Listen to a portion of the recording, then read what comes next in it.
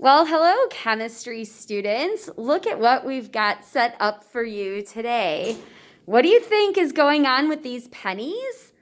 Well, we're going to start talking about isotopes again. You already know that an isotope is two atoms of the same element that have a different mass.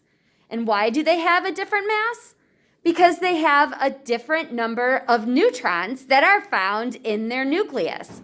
Well, guess what? We have two different kinds of pennies. Post-1982 pennies and pre-1982 pennies. And they have differences too. So let's see what we've got ready for you guys.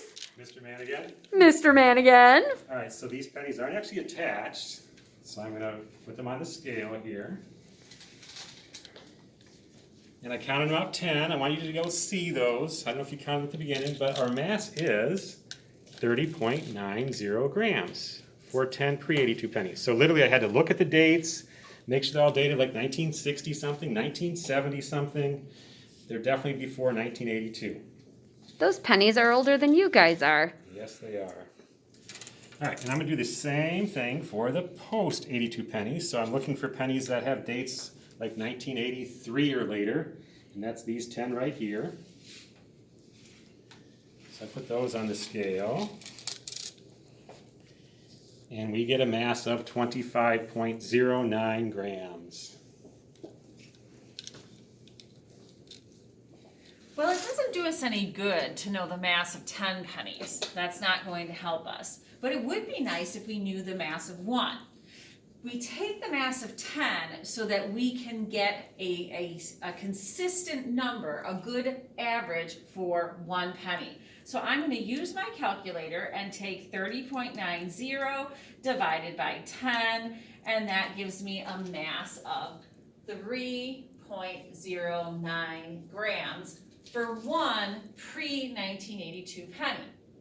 I have 10 post-1982 pennies at 25.09 grams, and so I want to figure out, well, what's the mass of just 1? So I take 25.09 divided by 10, and I get 2.51 grams per post-1982 pennies. Now, you're going to get a vial. Well, you're not really physically going to get a vial. It looks like this, right, Mr. Man? Yeah, so here's one that's labeled like Amidala, and it has a little number on the top, 7.69. Well, anyway, that's just the mass, the tape and stuff on there. So what we did for all these vials is we put them on a scale, we figured out how much they weigh, and then we wrote all this down.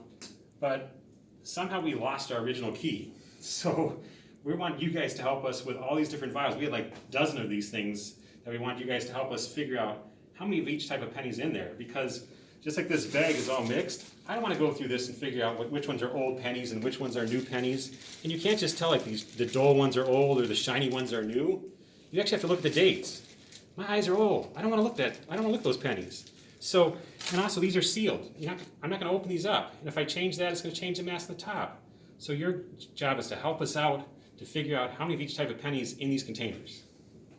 So that is exactly what our question is how many pre-1982 and how many post-1982 pennies are in your sealed container.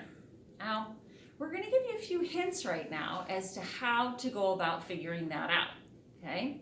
I will tell you that these first two are not correct answers. Do you want me to calculate for you? Yes, All right. please. So, if I have 10 pre-1982 pennies, how much is a pre-1982 penny mass out to be, Mr. Man? 3.09. Okay. And then what's the mass of a post-1982 penny? 2.51.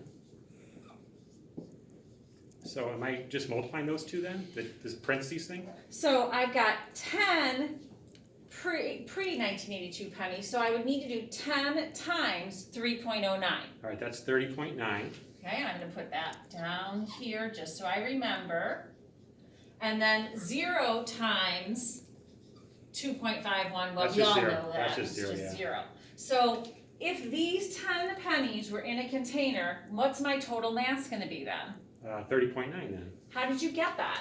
I just added those two up. Oh, so you added 30.9 plus 0 grams to Yep. get 30.9 grams. Yep. I'm going to tell you right now, none of your containers have 10 pre-1982 and 0 post-1982 pennies. But let's just go through another one real quick. Let's do the opposite. Let's say you have 0. So should I multiply by the same number again, the 3.09? Yeah, because the mass of the pre-1982 pennies, it hasn't changed. Okay, so the whole column you're going to multiply by 3.809. Oh, you are catching All right, so that's- on. Okay, I got it, I think. So 0 times 3.09, that of course Yep, again that's is zero. going to be 0. But the 10 times 2.51 will be 25.1. okay. And then I'm going to, what's my total mass? Add them up again, so it's still 25.1 grams. Okay, so this number and this number were added. Now, here's one you could get. Okay, maybe. You might be able to get this one. You might have 5 and 5. So you would take 3.09 grams times 5. Which is 15.45. We're not actually gonna tell them. Oh, They're gonna have to figure that part Okay. out. And this one, 5 times 2.51 grams. And you need to figure out how much that would be. Now, I want you to kind of notice the pattern that we're doing, okay? We're creating a data table. Yours might not look like ours. This is 10 and 0. Well, if I'm gonna do this experiment, I might try and say, well, mine doesn't mass out to be 30.9, it's something lower, so I'm gonna try and do 9 pre-1982 pennies and 1 post-1982 penny. I know that's going to be less than 30.9, and then continue on making our data table. So the question you're going to be answering is, how many pre-1982 pennies and how many post-1982 pennies are in your sealed container? Remember that that number has to add up to 10. You're either going to have 6 and 4, but you have to say 6 pre and 4 post, but you can't have 6 pre and 6 post. That would add up to 12, so that won't work. The number can only add up to 10.